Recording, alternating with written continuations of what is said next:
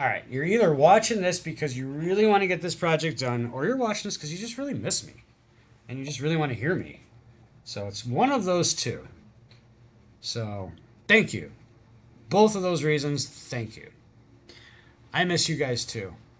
But anyway, back to this. We are going to. We're going to simulate this. This is really cool.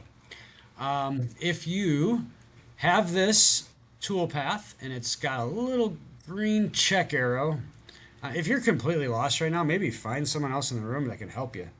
But if you're at this point, you can right click on the toolpath and you can go up to where this little simulate, see it? Simulate right there. Boop. So this is a cool feature, and I'm going to want to see this before I let you cut on the machine. So make sure you know how to do this. You can display a lot of things. You can display, let's see, the toolpath. You can turn that on and off. Let me hit play just to show you what it's going to do. It's going to go through and it's going to cut just like the machine's going to cut. You can fast forward it or you can slow it down. See? Just slide this little bar on the bottom. You can rewind it and play it again and again and again. It's kind of like the old VCRs we used to have back in the day. Those were fun. You put the tape in and you press play and then you rewind it and you press play and you rewind it. Sometimes the tape gets caught in there. Sorry, I'm just rambling. I see the stock. I could turn this off and now I don't see the stock. It's nice to see the stock so you can see like what has been removed. I can regenerate the stock. If I rewind it, regenerate stock, it's nice to see the stock being removed as it goes. So play around with these different like features. I can turn off the toolpaths. The toolpaths are like trace lines.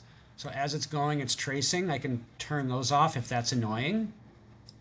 But again, it's nice to see the traces. The blue lines are the cut lines. Blue means I'm cutting. Yellow means I'm moving, but I'm not cutting.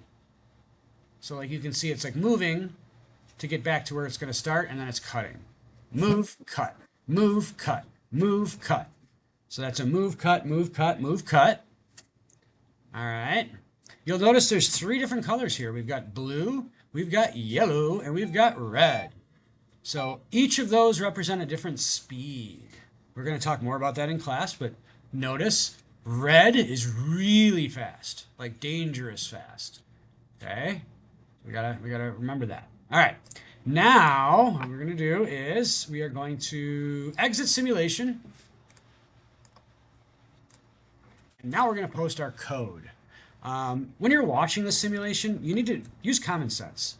All of these trace lines, all these toolpath lines are showing us where the tool went. It's kind of like if you're driving your car, if someone drew a line of where your car was and where it's going, we can predict if it's going to hit anything. If it's going to go beyond the material, if it's going to go too high. Really important if it's going to go too low. We don't want to go through the table. But as long as everything looks satisfactory, if it looks good, we can generate our code. If it doesn't look good, always go back and fix your code, right? Change your heights, change your passes, change your linking. Don't you wish you could do that in life? Just go back into history and change things. Well, you can do that in Fusion. Can't do that in life. But we're going to right click if we're happy with it, and we're going to go to post process. Remember I talked to you guys about the translators? Well, this is your translator. This is what's going to tell the machine exactly what all of these movements are supposed to do. So we're going to hit post. And then up here, it's going to say post. We're going to hit open. And then we're going to go to the local. And we're going to find the ShopBot. I got a bunch of them in here, guys, because I don't know, I just do a bunch of stuff. But you're going to find the one in your local that's called ShopBot. And you're going to select it. Okay?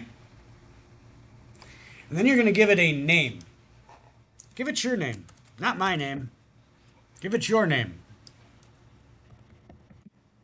Okay? Now for the output folder, Honestly, I would put it in your downloads because that is somewhere we'll be able to find it. Next class to cut it. Make sure the NC extension is SBP. I mean, it should be. I think that is it. Yeah, there's nothing else we need to do. We're going to click post